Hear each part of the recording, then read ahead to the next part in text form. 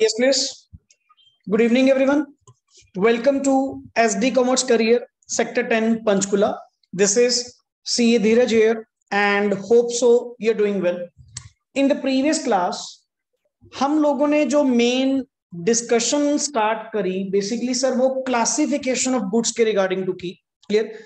So next on वहीं से अपना टॉपिक पिकअप करूंगा जो टॉपिक हम लोगों ने लास्ट क्लास के अंदर डिस्कस किए. सबसे पहले सर जो मेन क्लासिफिकेशन के अंदर आते हैं एज पर योर लेटेस्ट सिलेबस क्लियर, क्योंकि डे बाय डे आप लोगों का सिलेबस जो है वो क्या करते जा रहे हैं, थोड़ा सा अमेंड करते जा रहे हैं.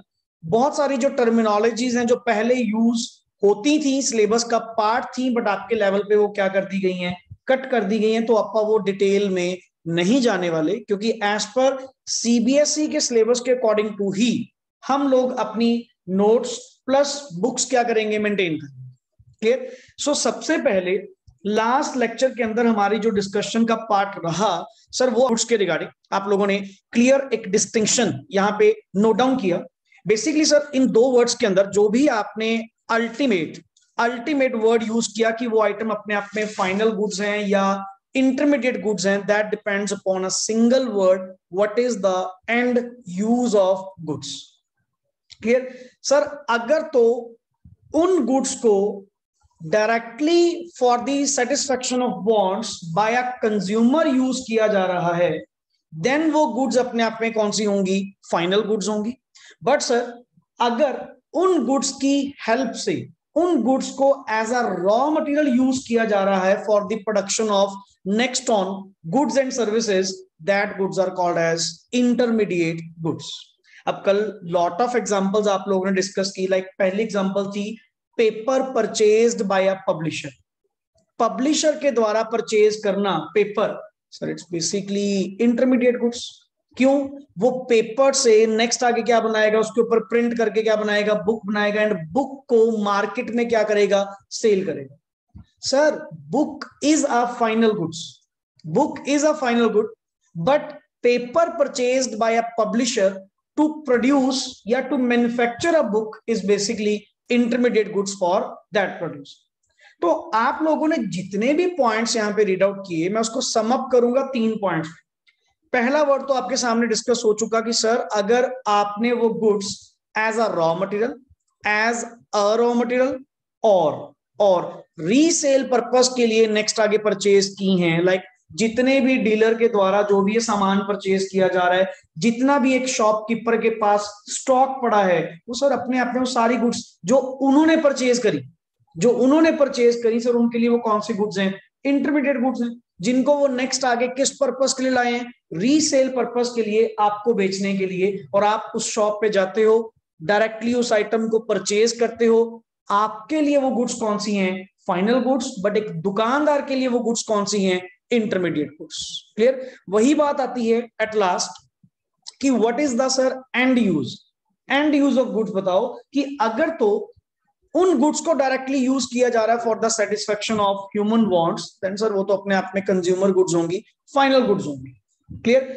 प्लस इंटरमीडिएट के अंदर आपने एक second point main read out किया, सर इंटरमीडिएट गुड्स की एक पहचान और है, वो गुड्स जिसके अंदर नेक्स्ट ऑन वैल्यू एडिशन की जा सकती है या value is yet to be added in this goods, तो सर वो अपने आप में कौन सी होंगी, इंटरमीडिएट. अब जैसे नॉर्मली लक्कड़, वुड जो अपने आप में है, सर वुड को आप एज अ फाइनल गुड्स भी यूज कर सकते हो, वुड को आप एज अ इंटरमीडिएट गुड्स भी क्या कर सकते हो, यूज कर सकते हो, depending upon the need and the end use. अब एक नॉर्मल सी बात, सर वुड को तो डायरेक्टली आप एज अ फ्यूल यूज कर लो. नॉर्मली पहले के टाइम पे कौन सा तुम्हारे ये एलपीजी सिलेंडर हर जगह अवेलेबल होते थे, तो वहां पे वुड के थ्रू ही, क्लियर, वुड को एज अ फ्यूल ही क्या किया जाता था, यूज किया जाता था. तो वो भी तो सर अपने आप में फाइनल गुड्स है. क्लियर. जो डायरेक्टली अपनी वांट्स को पूरा करने के लिए आप क्या कर रहे हो, यूज. बट सर वुड की हेल्प से उसको नेक्स्ट ऑन कटिंग वटिंग करके आप उसकी चेयर्स बना सकते हो, टेबल्स बना सकते हो, तो वहां पे जो वुड यूज हो रही है वो एज अ क्या हो रही है, इंटरमीडिएट गुड्स हो रही है. तो ultimate word is that sir अगर तो आपको उन गुड्स के अंदर वैल्यू एडिशन दिखती है कि हाँ सर इसके अंदर वैल्यू एडिशन हो सकती है, तो वो आइटम अपने आप में क्या है, इंटरमीडिएट। बट जो इन ऑल सेंस कंप्लीट है, जिसके अंदर कोई वैल्यू एडिशन होना पेंडिंग नहीं है, तो वो अपने आप में कौन सी होती है, intermediate. Plus the main concept is sir एक बात बताओ, नेशनल इनकम की कैलकुलेशन में, जैसे नेक्स्ट ऑन आप टॉपिक रीड आउट करेंगे नेशनल इनकम का, नेशनल इनकम की कैलकुलेशन में थोड़ा सा बताएं सर, फाइनल गुड्स को इंक्लूड किया जाएगा या इंटरमीडिएट गुड्स को इंक्लूड किया जाएगा? सर फाइनल गुड्स को। जो चीज फाइनली इकोनॉमी लेवल पे क्या हो चुकी है, रेडी हो चुकी है, जिसके अंदर और वैल्यू एडिशन अभी कुछ नहीं होने वाला, तो अल्टीमेट सर वो गुड्स मेरे काम आएंगे। उन गुड्स को यूज करके मैं क्या निकालूंगा, एस्टिमेशन ऑफ नेशनल इनकम निकालूंगा। क्योंकि सर अगर इंटरमीडिएट गुड्स को आपने यूज किया, वो तो सर गलत नेशनल इनकम का कैलकुलेशन देंगे, और अगर नेशनल इनकम मैंने गलत कैलकुलेट करी तो मैं जीडीपी ग्रोथ ही नहीं फाइंड आउट कर पाऊंगा कि मेरी कंट्री का जीडीपी रेट कितना है। क्लियर? हाँ जी। हाँ, बट एट अ टाइम आप उसको क्लासिफाई तो एक में ही करोगे ना, या तो उसको तुम फाइनल गुड्स, जैसे कल अपन एग्जांपल डील करी सर, मिल्क है, शुगर है, ऐसे कई और प्रोडक्ट हैं जो किसी के लिए वो क्या है, फाइनल गुड्स हैं, किसी के लिए वो क्या है, इंटरमीडिएट गुड्स हैं। तो जिसके लिए तो सर वो फाइनल थे, जब मैंने मिल्क परचेज करा फॉर अपनी कंजम्पशन के लिए, क्लियर, तो वो जो मिल्क की वैल्यू है वो नेशनल इनकम की कैलकुलेशन में क्या होगी, काउंट होगी। बट वही मिल्क जब एक स्वीट्स वाले पर्सन ने उसको यूज करा डेजर्ट बनाने के लिए, आइसक्रीम बनाने के लिए, स्वीट्स बनाने के लिए, तो वो मिल्क की वैल्यू नेशनल इनकम में काउंट नहीं होगी। जब फाइनल प्रोडक्ट बनकर आएगा, फाइनल प्रोडक्ट क्या है, स्वीट्स, फाइनल प्रोडक्ट क्या है, आइसक्रीम, तो सर जो आपने बनाया उसके अंदर ये मिल्क की वैल्यू तो भी होगी ना। तो डबल डबल थोड़ी कैलकुलेट करोगे, डबल डबल थोड़ी उसको प्लस करेंगे। आप तो फिर नहीं पता क्या कहेंगे, सर मिल्क जो बनाया गया ये भी नेशनल इनकम को बढ़ाएगा, और मिल्क से नेक्स्ट आगे जो आइसक्रीम बनाएगी वो भी नेशनल इनकम को बढ़ाएगा। सर आपने तो मिल्क डबल टाइम कैलकुलेट कर लिया।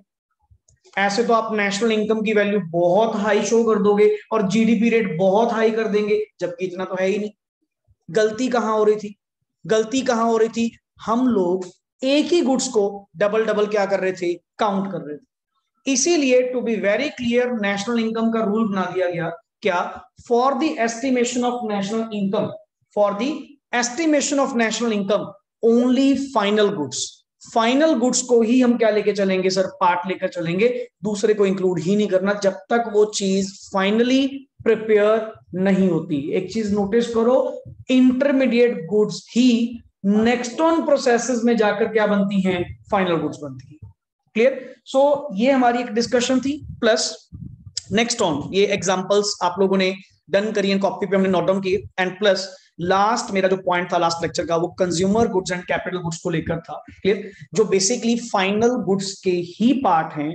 लिटिल बिट फर्क ये था सर, अगर तो नॉर्मल कंज्यूमर डायरेक्टली अपनी वांट्स को सेटिस्फाई करवाने के लिए गुड्स को जो परचेज करता है for the consumption purpose, that is called as consumption goods.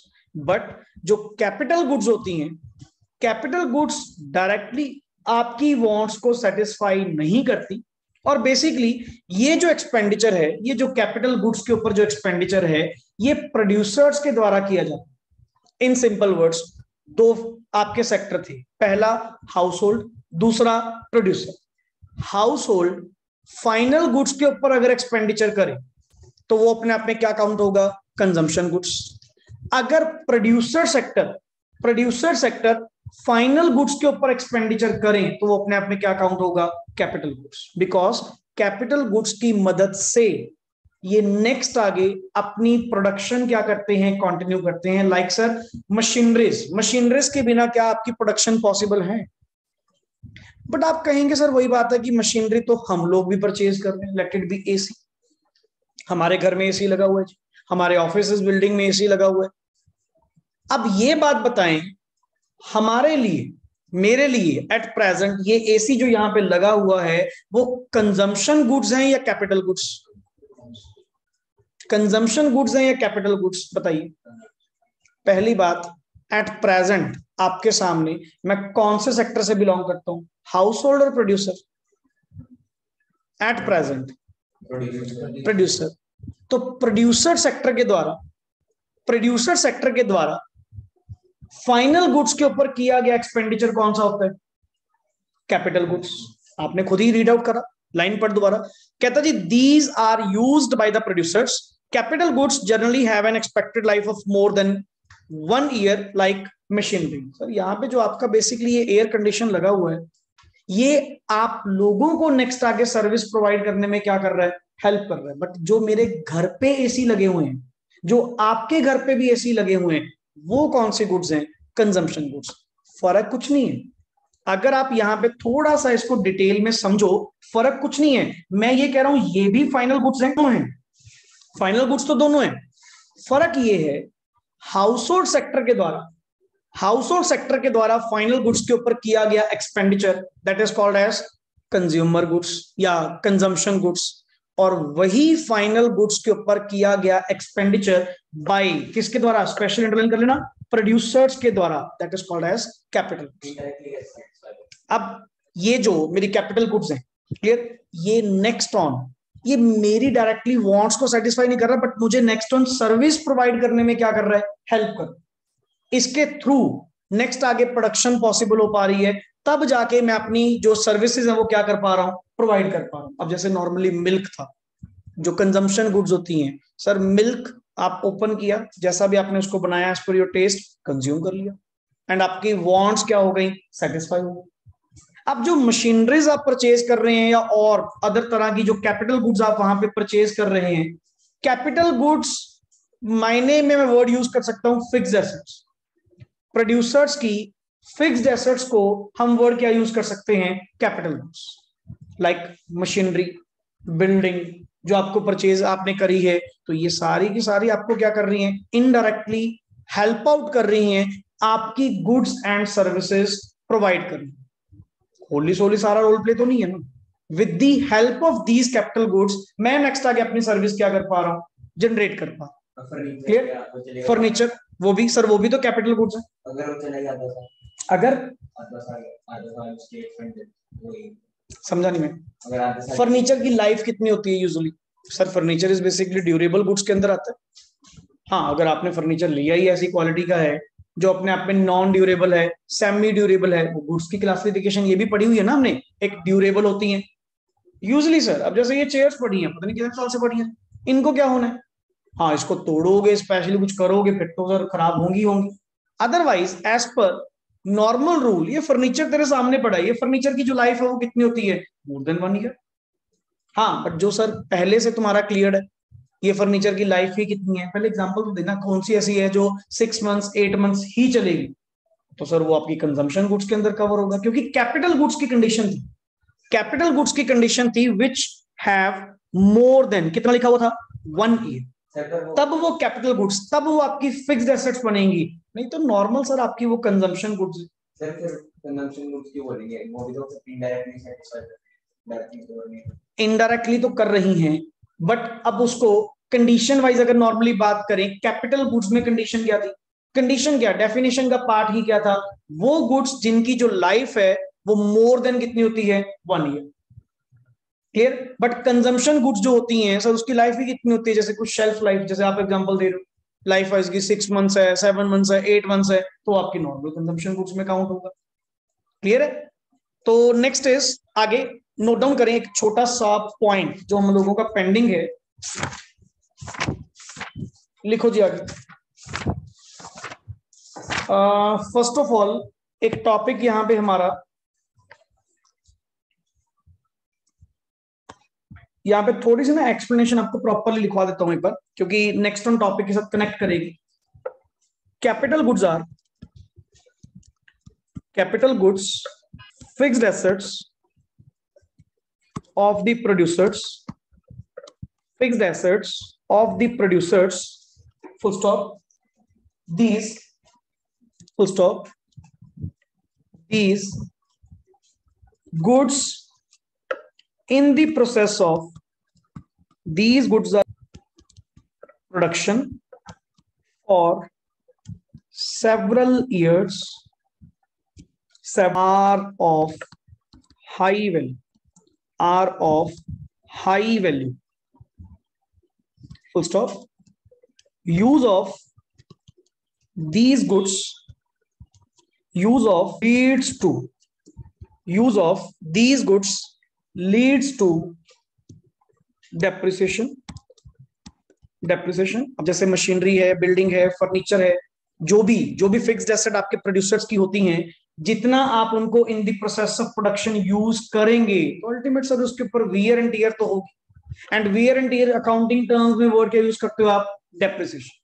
Clear? तो नॉर्मली सर जितनी मशीनरी हम लोग वहां पे यूज करते हैं for the process of production, building वहां पे पार्ट आपका यूज हो रहा है या फर्नीचर पार्ट आप लोगों का वहां पे यूज हो रहा है, तो जो भी फिक्स्ड एसेट आप यूज करते हैं, फर्स्ट ऑफ ऑल इनकी जो लाइफ है वो सेवरल ईयर्स की होती है।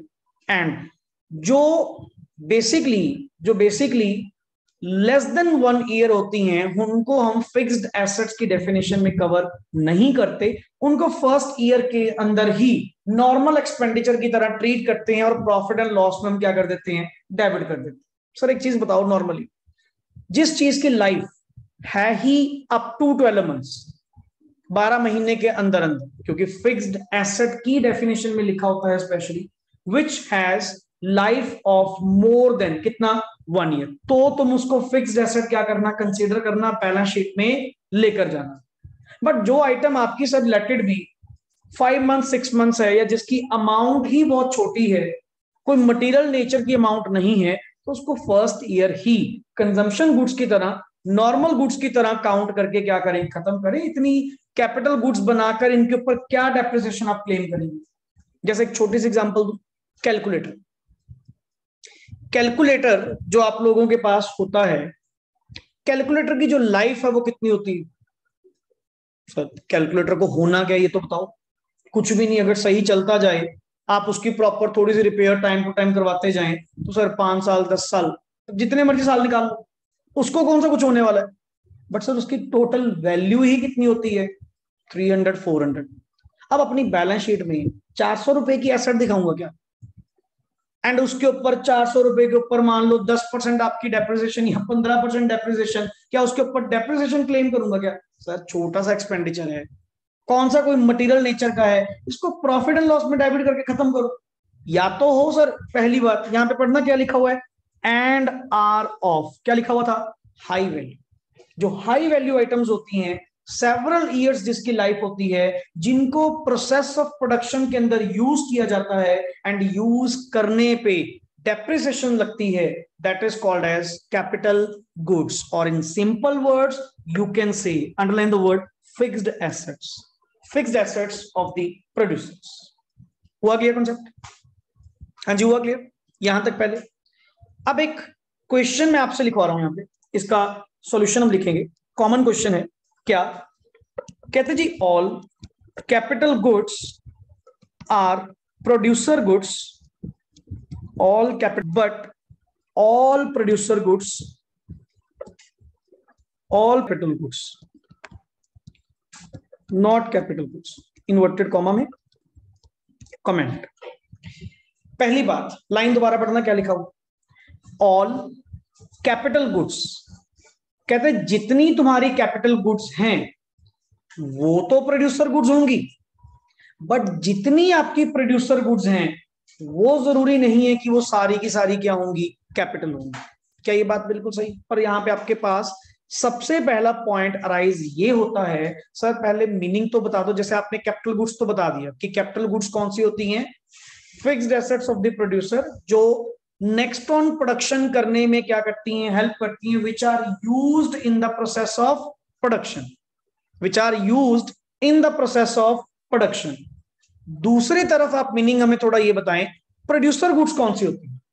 Sir producer goods are those goods जिनकी हेल्प से नेक्स्ट आगे प्रोडक्शन की जा रही है, जिनकी हेल्प से, जिनको यूज करके नेक्स्ट आगे प्रोडक्शन ऑफ क्या की जा रही है? गुड्स एंड सर्विसेज की जा रही हैं। वो गुड्स मेरे लिए क्या होंगी?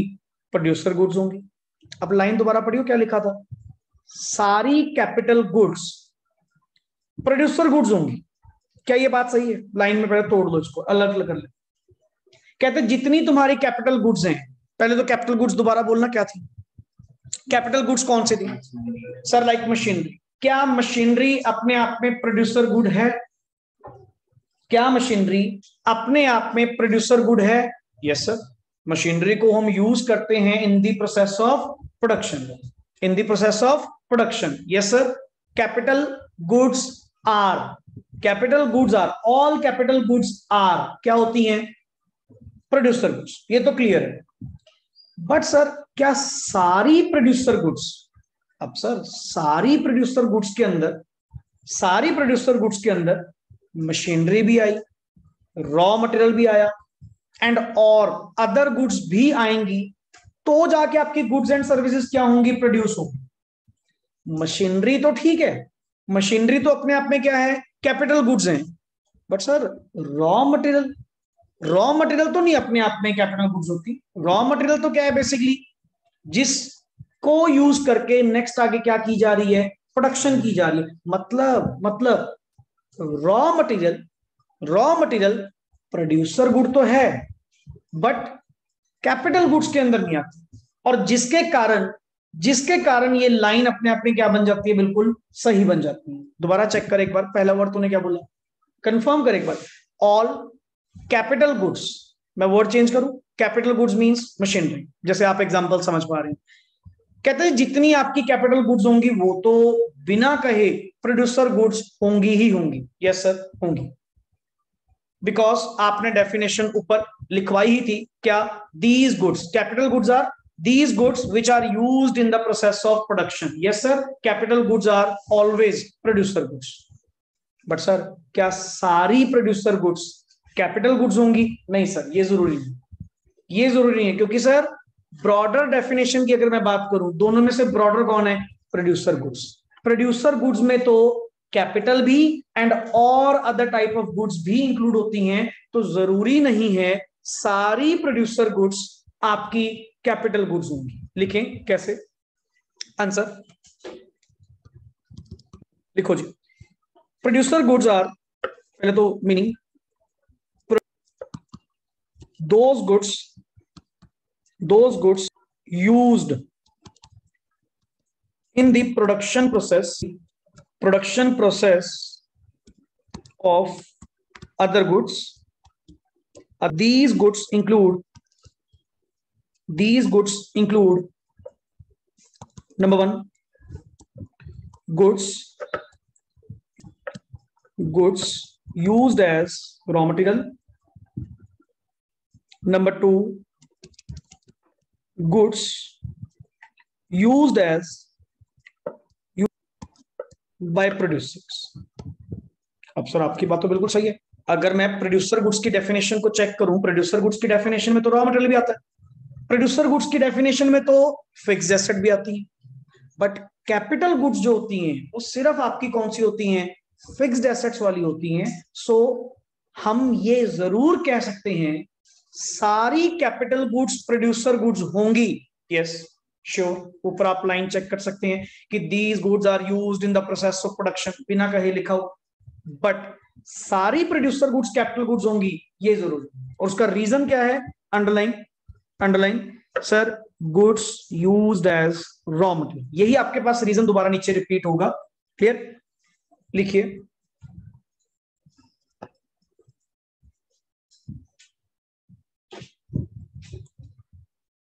यहां पे, इनको हम चेंज करते हैं आगे। लिख, while goods, capital goods include only fixed assets of the producers,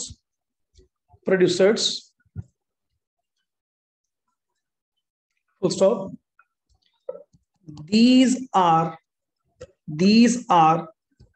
durable user goods. और सर ये तो ड्यूरेबल है सर। अब एक बात चीज बताओ, दोनों में एक और फर्क, मशीनरी आपने यूज कर, आप कह रहे हो सर एक चीज बताओ, यूज तो दोनों ही in the process of production हो रहे, बट एक चीज बता, अगर मशीनरी तुमने एक बार यूज करी उसके बाद खत्म है क्या? मशीनरी तो सर एग्जिस्ट करेगी, मशीनरी तो एग्जिस्ट करेगी, आप नेक्स्ट ईयर फिर प्रोडक्शन करोगे, उसके नेक्स्ट ईयर फिर प्रोडक्शन करोगे, मतलब ये तो आपकी कौन सी एसेट है, ये तो फिक्स्ड एसेट है। बट रॉ मटेरियल जो आप लोगों ने यूज करा गुड्स को प्रोड्यूस करने में, एक बार अगर यूज कर लिया, क्या नेक्स्ट वन कुछ बचेगा क्या? सर वो तो डेट खत्म हो गया ना सर। उसी रॉ मटेरियल की हेल्प से ही तो वो गुड्स बन पाई, तो सर वो अपने आप में नॉन ड्यूरेबल है। इसीलिए इन्हीं रीजंस के कारण आप ये अपनी स्टेटमेंट बिल्कुल सही कह सकते हैं। आगे लिखिए, these are durable user goods, full stop. On the other hand, comma, goods used as raw material are single use producer good। Sir ये सिंगल यूज प्रोड्यूसर गुड है, ये कोई ड्यूरेबल नहीं है। Clear? So accordingly, comma, all producer goods are not capital goods। हुआ जी clear? At last अगर crux इनका find out करें कि सर दोनों के बीच में डिफरेंस क्या था, एक्चुअली क्या ना, यहाँ पे number of goods word use होते जा रहे हैं, कभी consumption goods, capital goods, producer goods, अलग अलग तरह के, final goods, intermediate goods, but सबका जो मीनिंग है ना वो सर अपना अलग अलग है।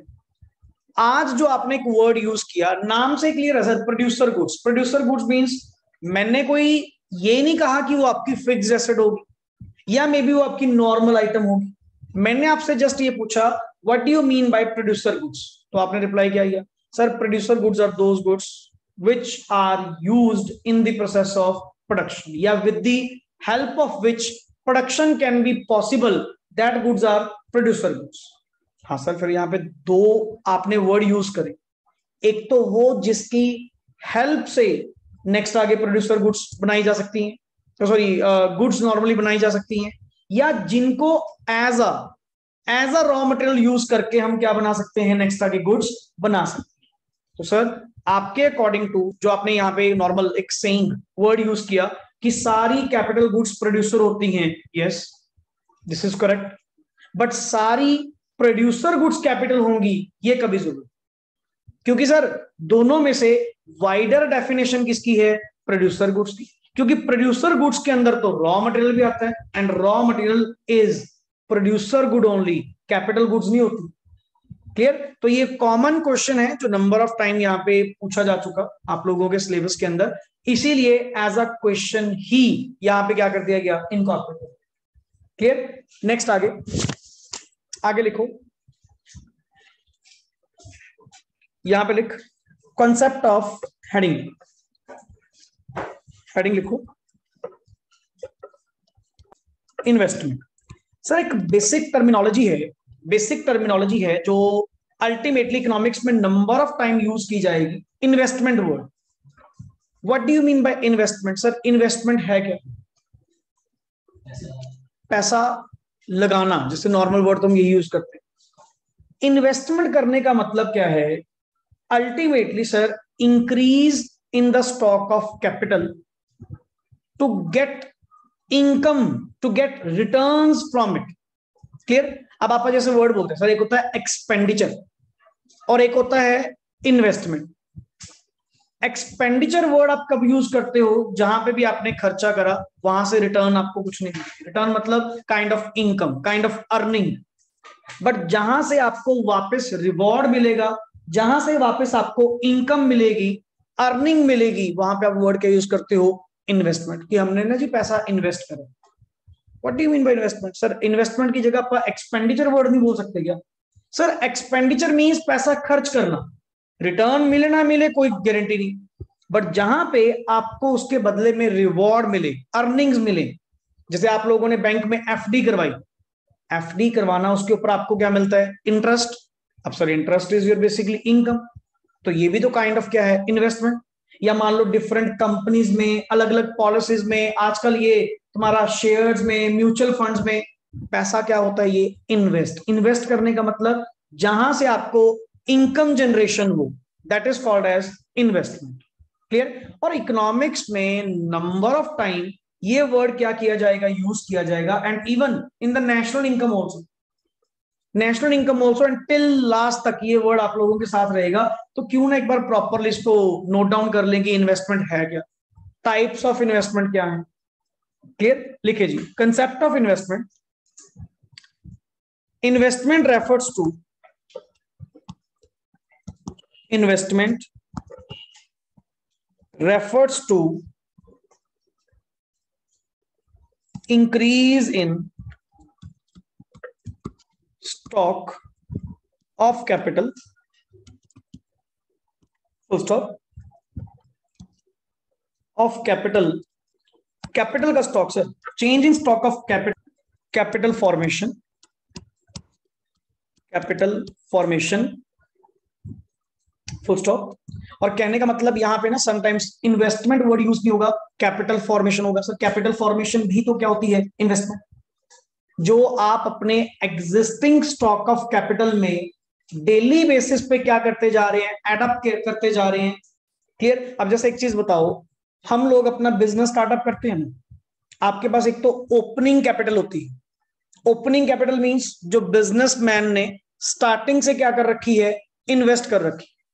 अब डे बाय डे जब आप बिजनेस एक्सपैंड करते हैं तो वो फर्दर कैपिटल क्या करता रहता है, इंट्रोड्यूस, और पैसा लगाता जाएगा और पैसा लगाता जाएगा। तो बेसिकली वो पर्सन, वो बिजनेसमैन अपने बिजनेस के अंदर वो क्या कर रहा है, इन्वेस्ट कर रहा है, इन्वेस्ट कर रहा है, and that is called as capital formation. और वो आप लोगों की क्या बनती जा रही है, कैपिटल बनती जा रही है, जिसके ऊपर अब बिजनेस की जितनी ज्यादा कैपिटल फॉर्मेशन होगी, जितनी ज्यादा कैपिटल होगी, नेक्स्ट आगे उतनी ज्यादा प्रॉफिटेबिलिटी क्या करेगा, क्रिएट करेगा। एंड वो प्रॉफिट भी तो किसका है, उस एंटरप्रेन्योर का ही तो है, जिसने उसमें पैसा क्या किया था, इन्वेस्ट किया था। अब यहां पे सर जितना सिस्टम आप लोग देख रहे हो, ये भी तो मेरी ओर से अमाउंट इन्वेस्टेड है, मेरे बिजनेस की क्या है, कैपिटल है। हाँ सर, यहाँ पे दो वर्ड्स हैं। पहला वर्ड एक है एग्जिस्टिंग स्टॉक ऑफ कैपिटल, जो एट प्रेजेंट लगा हुआ है, और इसके अंदर एडिशन करना, इसके अंदर नया पैसा लगाना, नया पैसा लगाना, that is called as capital formation, that is called as capital formation. Investment क्या है, जिससे हमें रिवॉर्ड्स मिलते हैं वापस में। बिल्कुल। अब जैसे मैंने यहाँ पे पैसा इन्वेस्ट किया, तो जिसके कारण मुझे नेक्स्ट ऑन इनकम जनरेट हो रही है, रिटर्न्स मिल रही हैं, दैट इज योर इन्वेस्टमेंट। अगर कोई पैसे इन्वेस्ट करे, वहां पैसे मांगे तो रिवॉर्ड नहीं है, बट करे तो आपने किस पॉइंट से थे, वो तो तुम्हें नहीं मिले, वो तो तुम्हें नहीं मिले, तुमने सेफ इन्वेस्टमेंट नहीं करी, तुमने किसमें करी, लॉस इन्वेस्टमेंट करी। अब ऐसे तो शेयर्स में पैसा लगाना, म्यूचुअल फंड्स में पैसा लगाना कौन सा सेफ है, अगले इतनी बार वो फटाफट बोलते थे सब्जेक्ट टू मार्केट रिस्क। तुमने नहीं सुना तो हम क्या करें, तुमने पैसा इन्वेस्ट करा और आपकी रिटर्न्स अच्छी नहीं गई, लॉस में गई, तो हम क्या करें। बट मैंने पैसा तो क्या किया था, इन्वेस्ट ही सोचकर किया था, बढ़ गया पैसा, खत्म हो गया सर, क्या करें। अब एक चीज बताओ, यहां पे तुमने बिजनेस में कैपिटल लगाई हुई है, बिजनेस में तुमने पैसा इन्वेस्ट किया हुआ है, क्या गारंटी है तुझे रिटर्न मिलेगी, क्या गारंटी है कि तेरा बिजनेस प्रॉफिटेबल होगा, मे बी शायद लॉस हो। ये तो डिपेंडिंग अपॉन आपके काम के ऊपर कि सर आप नेचर ऑफ एक्टिविटी क्या कर रहे हो, लोगों का रिस्पॉन्स कैसा है, कस्टमर कितने आपके पास आ रहे हैं, उस चीज के ऊपर भी डिपेंड करेगा। बट सर जब आप, एक होता है पहले दिन से एक्सपेंडिचर, जहां पे क्लियर है कुछ नहीं मिलने वाला, वहां पे स्टार्टिंग से ही तुम वर्ड क्या बोलते हो, सर खर्च है, एक्सपेंडिचर है। और एक होता है जहां पे आपको फर्स्ट डे से क्लैरिटी होती है कि यहां पैसा लगाने से आपको इतने पैसे मिलेंगे, इतनी इनकम जनरेट होगी। Clear? That is your basically investment. अब तुमने इन्वेस्टमेंट कहां पे करी, मार्केट रिस्क में करी या गलत जगह पे करी, है तो इन्वेस्टमेंट थी, है तो इन्वेस्टमेंट ही थी वो। तभी तो आप लोगों को सिखाया जा रहा है कि नेक्स्ट ऑन जब भी आप इन्वेस्टमेंट करें, हमेशा सेफ होकर चलें, सिक्योर्ड होकर चलें। गलत इन्वेस्टमेंट करेंगे तो पैसा तो जाएगा ही जाएगा। आपको किसने कहा था जी शेयर्स में पैसा लगाओ, किसने कहा था म्यूचुअल फंड्स परचेज करो, हमने तो कोई भी नहीं कहा। बाकी तुम वही बिजनेस पॉइंट ऑफ व्यू से बोलते तो more the risk more the profit. अब रिस्क भी तुमने लिया, हाँ ज्यादा सेफ चलना है बैंक में एफडी करवा ले, बैंक में एफडी करवा ले, कोई ऐसी पॉलिसीज करवा जिसमें रिटर्न तुझे मिले ही मिले, सारी सेफ इन्वेस्टमेंट्स है। अब एट प्रेजेंट समटाइम्स हम लोगों को कई बार इन्वेस्टमेंट करनी होती है, हम इन्वेस्टमेंट एडवाइजर को बुलाते हैं कि भाई बता कौन सी आजकल इन्वेस्टमेंट स्कीम अच्छी चल रही है, जहां पैसा लगाने से एंड कितना कितना लगाने से कितने साल बाद क्या रिटर्न मिलेगी। हम भी तो क्या कर रहे हैं, अपने एग्जिस्टिंग स्टॉक ऑफ कैपिटल में क्या करते रहे हैं, इंक्रीज करते जा रहे हैं। तो बेसिकली इंक्रीज या change in the stock of capital is called as capital formation. आगे लिख, नेक्स्ट वन। यहां पे ये तो डन, आगे लिख। There are investment. Sir economics में ना यहाँ पे इन्होंने two type of investment discuss की हैं, या इसके कंपोनेंट्स वर्ड बोल सकते हो, कंपोनेंट्स बेसिकली, टाइप्स भी नहीं कहूंगा क्योंकि टाइप्स आगे जाके आपके पास और एक वर्ड आएगा, आप कंपोनेंट्स लिख सकते हो, components will be good. There are two components of investment. Number one fixed investment, number one is two inventory investment. अब सर कोई भी बिजनेस को स्टार्ट करने के लिए अल्टीमेट आपको ये दो तरह की क्या चाहिए, इन्वेस्टमेंट चाहिए।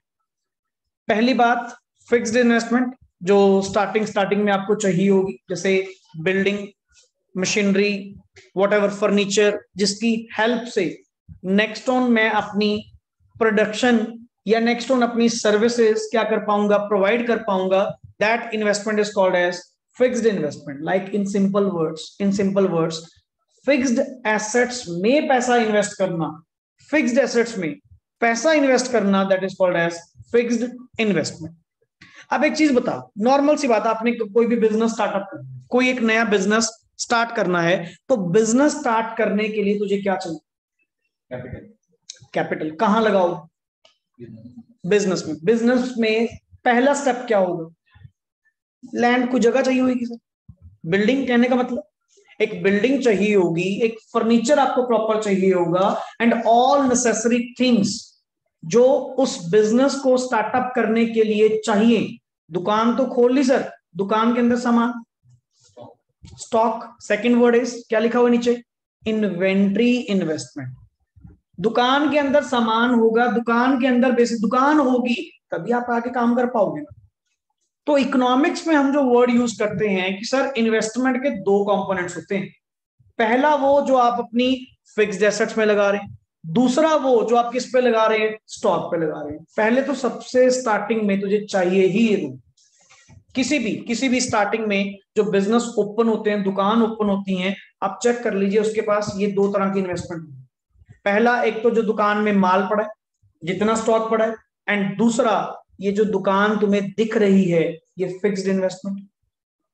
हुआ क्लियर? लिख सबसे पहले फिक्स्ड इन्वेस्टमेंट, एक्सप्लेन कर। नंबर वन इन्वेस्टमेंट, लिखिए it refers to in the stock of fixed assets like plant and machinery. अब जैसे सर कई बार नॉर्मली हमें अपनी प्रोडक्शन कैपेसिटी बढ़ानी है। अब प्रोडक्शन कैपेसिटी बढ़ाने के लिए आपको क्या करनी पड़ेगी, नई मशीनरीज इंस्टॉल करनी पड़ेगी। तो जो नई मशीनरीज आप क्या करेंगे, परचेज करेंगे, that is your fixed investment. Sir वो आपकी फिक्स्ड इन्वेस्टमेंट है। क्लियर? वही बात है ना, दो तरह की इन्वेस्टमेंट है सर। जो तो देखो पैसा इन्वेंट्री में लगाओगे, कॉमन सेंस। जो पैसा स्टॉक में लगाओगे वो तो सर स्टॉक बिकेगा, पैसा तेरा साथ के साथ क्या आ जाएगा, वापस आ जाएगा। एंड आल्सो नेक्स्ट ऑन वो पैसा क्या करता रहेगा, रोटेट करता रहेगा। बट जो पैसा आप फिक्स्ड एसेट में लगा चुके, जो पैसा आप फिक्स्ड एसेट्स में लगा चुके, वो इंस्टेंटली वापस नहीं आता। उनको यूज कर करके नेक्स्ट आगे आप प्रोडक्शन करेंगे, क्लियर, जिसकी हेल्प से गुड्स एंड सर्विसेज दे पाएंगे। धीरे धीरे धीरे धीरे फिक्स्ड एसेट से पैसा क्या होता है, रिकवर होता है, इमीडिएटली थोड़ी होता है। इन्वेंट्री के केस में क्या है सर, इन्वेंट्री परचेज करी, क्लियर, पैसा लगाया, क्योंकि एक बार दुकान स्टार्ट करने के लिए 50 लाख रुपए का माल डाल दिया, 50 लाख रुपए का स्टॉक डाल दिया। स्टॉक तो क्या है, कस्टमर आएंगे, बिकेगा, पैसे साथ के साथ क्या होते जाएंगे, रिकवर होते जाएंगे। एंड उसी पैसे से नेक्स्ट आगे स्टॉक चलता जाएगा, परचेज सेल, मेरा सर्कल चल गया। बट सर ये जो दुकान लगाई, इतना सेटअप करा, इतना खर्चा करा, इतनी जो हम लोगों ने फिक्स्ड एसेट्स के अंदर इन्वेस्टमेंट करी, ये पैसा कब वापस आएगा? सर ये धीरे धीरे वापस आएगा, ये इंस्टेंटली वापस नहीं आता होगा। क्लियर? वो जब आप मशीनरी यूज करेंगे, प्रोडक्शन करेंगे, धीरे धीरे आपको प्रॉफिट्स होंगे, तब जाके ये रिटर्न्स आपके आने स्टार्ट हुआ। क्लियर? लिखिए लाइक क्या लिखा? Plant and machinery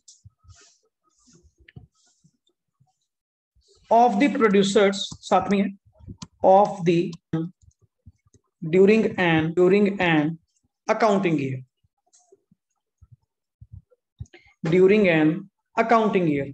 clear? Underline the word, यहां पे आपको एक यूज किया गया इंक्रीज इन द स्टॉक। और ये निकलता कैसे है sir? Fixed investment is equals to, ये शॉर्ट वर्ड यूज किया मैंने, INVT, investment. Clear? Fixed investment is equals to closing fixed assets, closing stock of fixed assets minus opening stock of fixed assets। जैसे हम कहते हैं sir during the year अगर आपने fixed investment को find out करना है तो क्या करें सर? उनकी जो फिक्स्ड एसेट्स हैं, closing stock minus opening stock. Closing में कितनी एसेट्स हैं माइनस ओपनिंग में कितनी एसेट्स थी, साफ ही पता लग जाएगा ड्यूरिंग द ईयर इतना पैसा इन्वेस्ट करो। अब जैसे मान लो लेट इट बी, आप कह रहे हो जी क्लोजिंग स्टॉक मेरे पास फिक्स्ड एसेट का कितना है 80 लाख, 80 लाख रुपए, और स्टार्टिंग में आपका कितना था 50 लाख रुपए, तो ड्यूरिंग द ईयर कितना पैसा इन्वेस्ट करा 30 लाख रुपए। कहां लगाया होगा सर? फिक्स्ड एसेट्स को परचेज करने में, may be machinery, may be building, may be furniture, whatever sir, जो भी आपने करा होगा। नेक्स्ट आगे नंबर 2, आगे चल number 2, inventory.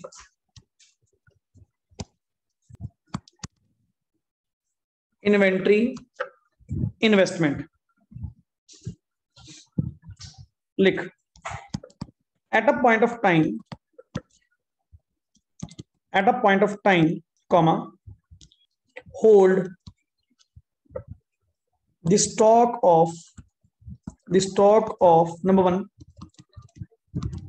Finished goods, semi finished कौन से होते हैं? जो अभी ना, तो एक तो होता है सर बिल्कुल रॉ मटेरियल, और एक होते हैं बिल्कुल फिनिश्ड जो बन चुके, जो इन बिटवीन कहीं होते हैं, जिनको तुम वर्ड बोलते हो वर्क इन प्रोसेस, जिनके ऊपर अभी काम थोड़ा बहुत चल रहा है एंड पेंडिंग भी है, जो भी रास्ते में है, जो भी फिनिश्ड बनेंगे, that are called as semi finished. कि सर अभी ये पूरी तरीके से तैयार नहीं है, इनके ऊपर अभी काम चल रहा है। Clear? Semi finished goods and number third साथ में इसके raw material, full stop। this is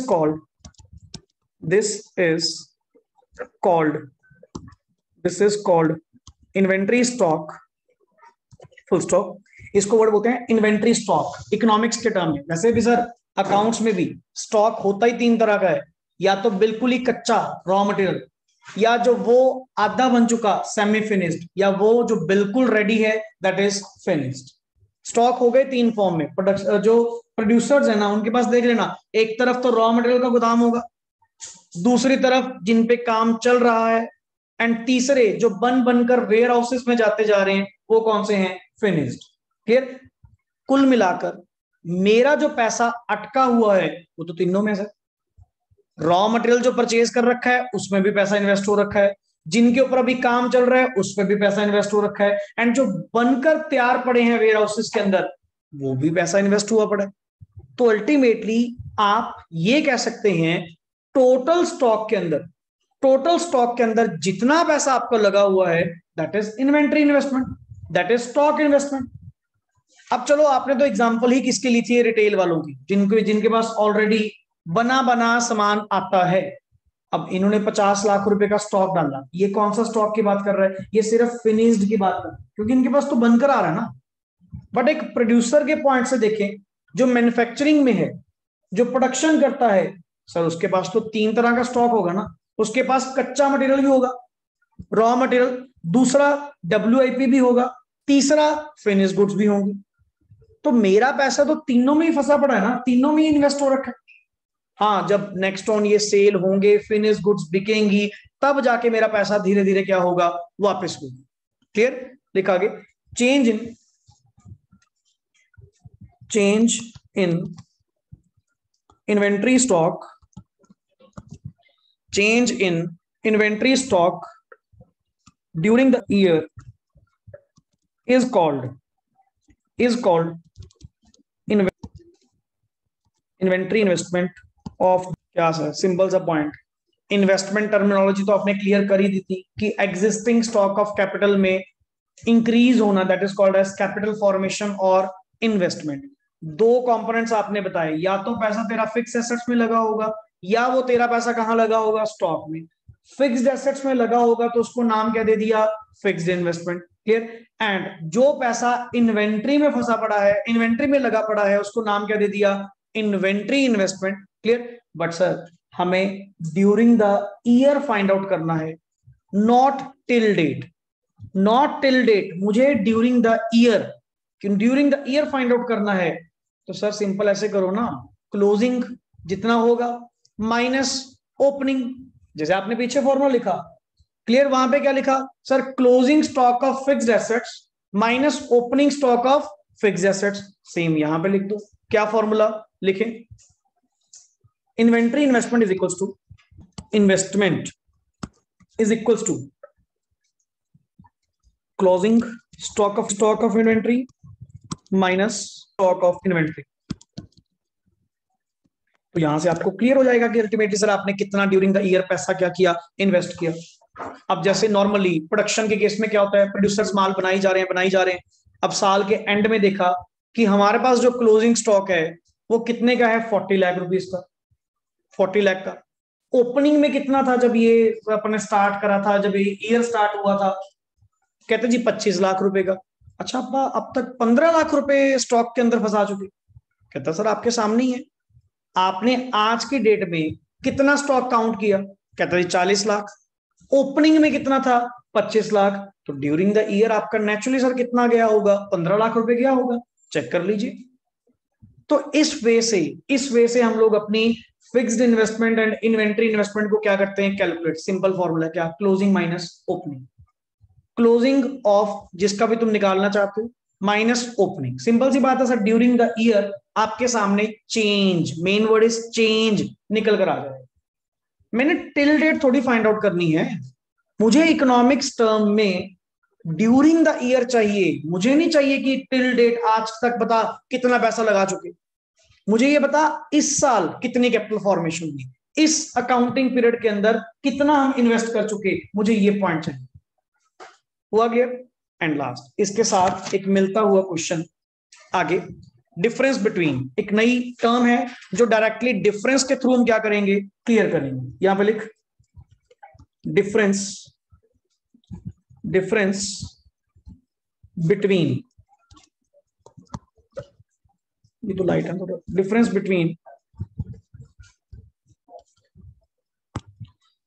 between gross investment and net investment. चलो वो तो सर आपके कंपोनेंट्स थे, जो आपने fixed investment and inventory investment के रिगार्डिंग को बात करी, वो तो सर कॉमनली यूज होंगे, चलो अलग बात है। बट मेन जो टर्मिनोलॉजी यूज होगी वो अपने आप में क्या होगी, gross investment and net investment. अब सर ये दोनों का मतलब क्या है कि gross investment and net investment के अंदर क्या डिफरेंस है? तो इन्वेस्टमेंट ही है। और इन्वेस्टमेंट आपकी किसमें होती है, या तो सर फिक्स्ड इन्वेस्टमेंट होगी या किसमें होगी, इन्वेंट्री में, वो भी बात छोड़ो। बट स्टिल फिर भी दोनों के बीच में क्या फर्क है कि वो gross investment and net investment word use कर रहे हैं। सर एक चीज बताओ, एक चीज नॉर्मली बताओ, फैक्ट्रीज के केस में अगर हम एग्जांपल लें सर, एक तो होता है जितनी मशीनरीज आपके पास पहले है, लेट इट बी आपके पास 5 मशीनरी पहले थी, आपने 3 मशीनरी और लगाई, 3 मशीनरी और एडअप करी, तो सर आप क्या इसको इन्वेस्टमेंट काउंट करेंगे? क्या ये इन्वेस्टमेंट है? यस सर, पहले 5 फिक्स्ड एसेट्स थी, आज आपके पास कितनी है, 8 एंड ड्यूरिंग द ईयर आपने 3 मशीनरीज नई इंस्टॉल करी हैं, yes sir this is your investment. आपने इन्वेस्टमेंट वर्ड यूज किया। अब एक चीज बता, वही 5 थी, वही 5 थी, 2 मशीनरीज मैंने नई लगाई और 1 मशीनरी इसमें से रिप्लेस करी। रिप्लेस मीन्स 5 में से कोई खराब हो गई होगी, उसको बदल कर नई मशीन लगा दी। ये तो कौन सी है? जो बिल्कुल बिल्कुल नहीं है, जो बिल्कुल नहीं है। और इस 5 में से 1 मशीन खराबी सी कर रही थी, उसको बदल कर रिप्लेस करके मैंने क्या लगा दी? नई मशीनरी लगा दी। इन्वेस्टमेंट 2 मशीन्स भी हुई या 3 मशीन? बताइए। इन्वेस्टमेंट 2 मशीन्स में हुई या 3 मशीन्स में? बताओ बताओ जल्दी। ये खरीदी नहीं है क्या? उसकी जगह रिप्लेस वर्ड यूज तो कर रहा हूं, रिप्लेस करने का मतलब क्या है? हाँ, तो नई खरीद कर अगर ला रहे हो पुरानी के बदले में, क्या वो इन्वेस्टमेंट नहीं है? ये अलग से है, ये अलग से है। ये मैं आपको क्वेश्चन ध्यान से सुना करो। मैं ये कह रहा हूं ये 2 मशीनरी तो अलग से हैं जो आपने लगाई, और 1 मशीनरी पुरानी को रिप्लेस करके नई लगाई। टोटल मशीनें तो कितनी आई हैं? इन्वेस्टमेंट तो सर तीनों में हुई है, इन्वेस्टमेंट तो तीनों में हुई है। जैसे लेटेड भी आप अपनी एग्जांपल लेके चलो सर, आपके घर में 2 कार हैं, क्लियर? 2 कार हैं। पहली बात, 1 कार आप ले आए एक्स्ट्रा और 1 पुरानी वाली से रिप्लेस करके नई ले आए। कार तो सर 2 आई है नई, 1 थोड़ी नई आई है। कार तो दोनों नई आई है, बट फर्क पता क्या है? एक तो बिल्कुल ही एडिशन हो गई पुराने वाले से। पुराने पहले कितने कार थी? 2, अब कितनी है? 3। सर एक तो एडिशन हुई ही हुई है। वो जो 1 आपने और परचेज करी है ना, वो पुराने के बदले में क्या करी है? परचेज करी है, क्योंकि वो पुरानी आपने क्या कर दी? रिप्लेस कर दी। और यही टर्मिनोलॉजी, अगर ये बात इतनी समझ पा रहे हो, यही इन दोनों के बीच में क्या है? फर्क है। सर ग्रॉस इन्वेस्टमेंट तो सबको इंक्लूड करता है, चाहे पुरानी को बदला हो चाहे बिल्कुल नहीं लाई हो। बट नेट इन्वेस्टमेंट सिर्फ किसको काउंट करता है? जो बिल्कुल नई लाई गई है। जो पुरानी के बदले में नई लाए हो उसको नहीं काउंट करेंगे, वो तो रिप्लेसमेंट है। वो ग्रॉस इन्वेस्टमेंट के अंदर इंक्लूड होती है, नेट इन्वेस्टमेंट के अंदर इंक्लूड नहीं होती। मैं जैसे आपसे पूछ रहा हूं, अच्छा अपनी इस बार एडिशन कितनी हुई है? कहता सर 3 मशीनें नहीं आई। बेटा ये तो ग्रॉस हो गई। नेट एडिशन कितनी है? नेट एडिशन मींस, अच्छा सर नेट पूछ रहे हो? हाँ, 5 तो पहले ही थी, 5 तो पहले ही थी। नई एडिशन कितनी हुई है? 2। वो 1 तो उसमें से क्या थी? रिप्लेसमेंट थी। एक तो रिप्लेसमेंट थी, जो पुरानी को बदलकर हमने क्या लगाया? नया। मुकर नहीं रहे, इन्वेस्टमेंट दोनों को कह रहे हैं, इन्वेस्टमेंट दोनों को कह रहे हैं, बट टर्मिनोलॉजी का फर्क है।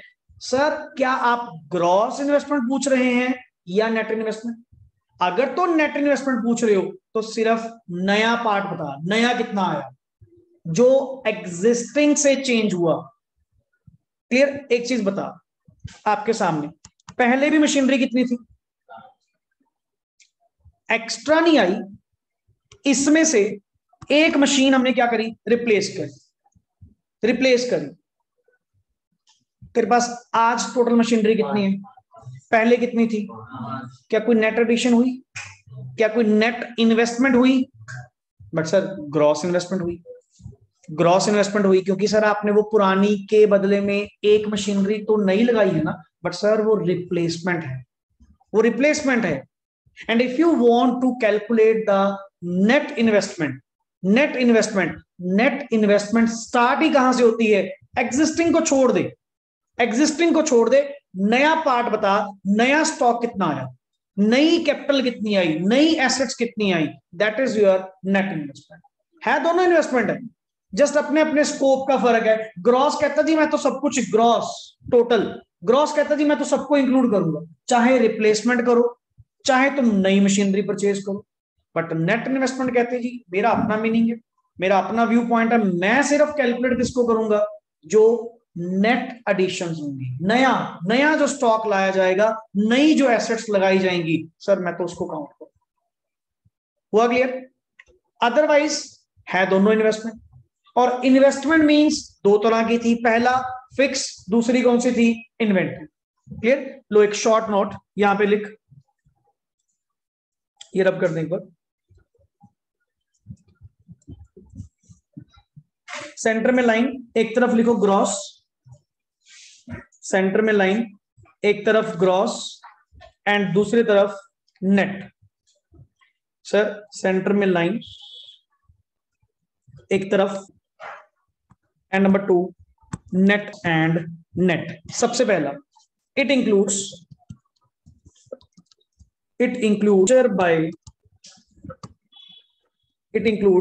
expenditure by the producers on the purchase of new assets, as well as, यही तो फर्क है, as well as expenditure on the replacement of existing assets during an accounting year। और वैसे भी मेरा नाम तो सर क्या है? Gross investment. ग्रॉस का मतलब ही क्या होता है? Total. Total means in both sense, चाहे तुमने रिप्लेस करी हो, चाहे तुमने बिल्कुल नई मशीनरी लगाई हो एग्जिस्टिंग से अलग, तो सर आप दोनों इंक्लूड करेंगे, बिकॉज आप ग्रॉस इन्वेस्टमेंट कैलकुलेट करने जा रहे हैं, नॉट नेट इन्वेस्टमेंट। बट इधर लिख क्या? It includes, first point, it includes expenditure by the producers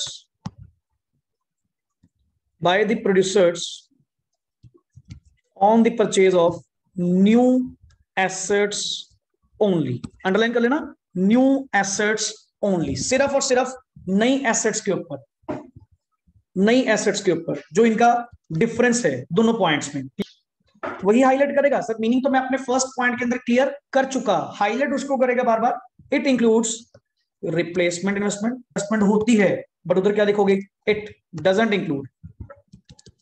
second point, include replacement